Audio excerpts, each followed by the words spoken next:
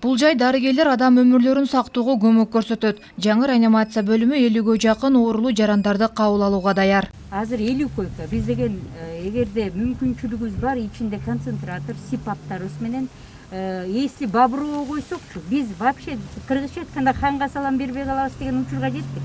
Ушуну ачканга бул биз аябай кубанычтабыз. Оснащение мен айтып атам, биз деген азыр Москвадан лучше оснащение жазадык. Биз оңолуп баратабыз. Мен сизди ишендире алам да. 40ка жакын врач-реаниматологдор жана клиникалык ординаторлор 4 мөөнөттө иш алып барууда. Реанимация бөлүмү бардык керектүү шаймандар менен жабдылган. Өкмөт башчы реанимация бөлүмүнүн иши менен таанышты. Коопсуздук максатында алардын ичине кирүүгө тыюу салган. Кубатбек Боронов дарыгерлер менен сүйлөшүп, керек болсо кошумча күчтөр тартылаарын айтты.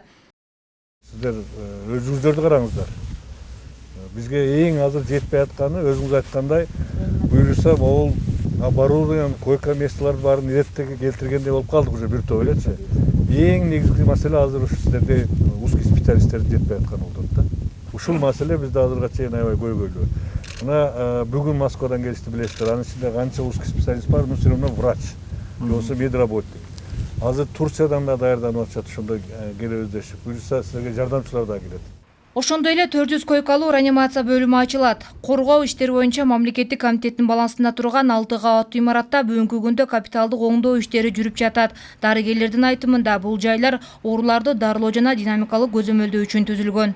Премьер-министрдин тапшырмасынын негизинде биздин ГКДОнун базасында турган 6 корпус, ушундай 2 кабаттуу 6 корпусту капиталдык ремонттон өткөрүп, шарттарды түзүп, госпитализация даярдоо боюнча тапшырма берилген.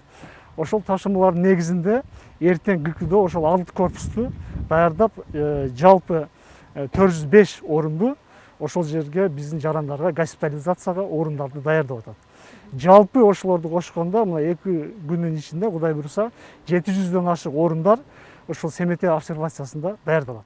Бүгүнкү күндө 1310 орундун ичинен 600 орун СМТ обсервациясында. Улуттук госпиталдын улуттук онкология жана гематология борборунун, Чүй облустук биргелешкен ооруканасынын жана Бишкек травматология жана ортопедия илим үзүлдө борборунда 170ден ашык медицина кызматкерлери катышты. Оорунун сакайышы канчалык деңгээлде адамдын ошого ишеничи болушунда туурабы? Колдон келишинче балдарды подбодрить этип, ошолорго жылуу сөз бул жарым неме да?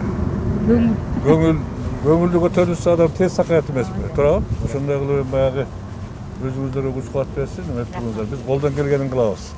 Сиздерден болсо ушу. Сиздерге мен өтө суранып кетем. Ушу ар жака жибербей бери тартыңыздар колдон келиши жерде.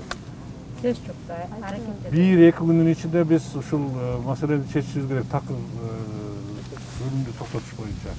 Пожалуйста, сизден суранам энди. Натыйжалуу дарылоо жана жөнөкөй адамдын көңүлү бул биздин жарандарыбыздын айыгып кетишине өөлгө түзөт, деди премьер-министр. Медицина кызматкери ар бир оорулуу жарандын өмүрүн сактап калуу үчүн бардык күч аракетин жумшайт, деди өкмөт башчы.